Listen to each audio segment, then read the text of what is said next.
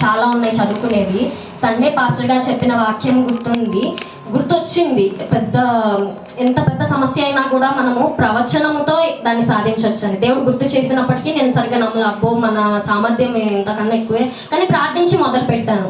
ఇంకా ఆ సమయంలో ఈ పాట నాకు దేవుడు గుర్తు చేసి నన్ను ఇంకా బలపరిచి ఆ తర్వాత నేను మాట్లాడాను. ఈ టాపిక్స్ అయిపోతాయి ఈరోజు కన్ఫర్మ్గా అని చెప్పి మాట్లాడిన తర్వాత ఆ రోజు దేవుడి కృపను బట్టి ఆల్మోస్ట్ అన్నీ కవర్ చేసుకున్నాను. అదైతే అసాధ్యము, నాకు చాలా ఎక్కువ ఉన్నాయి అవన్నీ.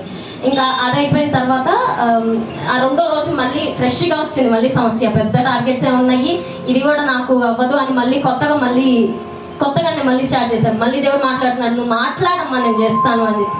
అయినా అవ్వలేదు. ఇంకా సరేలే అని చెప్పి ఇక కంటిన్యూ అయిపోయింది. అయినా మళ్ళీ దేవుడు సాటర్డే నిన్నటి రోజు మళ్ళీ వీడియో ద్వారా మాట్లాడాడు.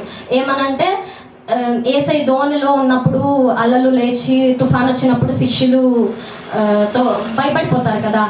అప్పుడు ఏసై బయటకు వచ్చి చెప్తారు, నేను గద్దించటం మాత్రమే కాదు కానీ మీ విశ్వాసం ఏమైంది అని దేవుడు మాట్లాడతారు. అట్లా దేవుడు పదే నిన్నటి నైట్ కూడా మళ్ళీ గాలి విసిరను, తుఫాన్ వచ్చను, అయినా దాని పునాది బండ మీద వేయబడను కాబట్టి ఏమీ కాలేదు, పడిపోలేదు ఆ ఇల్లు అని చెప్పి దేవుడు మనల్ని బలపరుస్తున్న ఎన్ని విధాల కంటే అన్న విధాలుగా దేవుడు మనల్ని ముందుకు ఆశీర్వదించడానికి ఆయన మనానకాలు పడుతున్నాడు, మనం పలకాలే కానీ.